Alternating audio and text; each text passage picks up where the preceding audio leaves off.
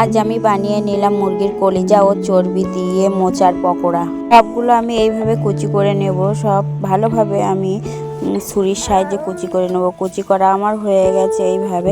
এরপর যে আমি মোচাগুলো শিলবাটায় বেটে নেব। মোচাগুলো আমি আগে থেকে সিদ্ধ করে রেখেছিলাম। মোচাগুলো আমার বাটা হয়ে গেছে। মোচাগুলো আমি তুলে নেব। নিয়ে আমি কুচিয়ে রাখা মুরগির কলিজা ও চর্বিগুলো ওর উপরে দিয়ে দেবো, মোচার উপরে দিয়ে দেবো।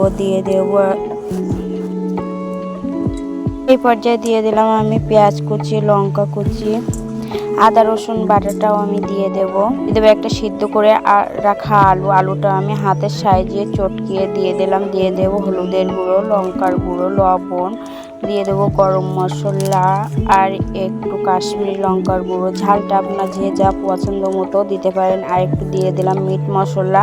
দিয়ে হাতের সাহায্যে আমি ভালো করে এটা চটকাতে থাকবো। ভালোভাবে এটা আমার মাখানো হয়ে গেলে তারপর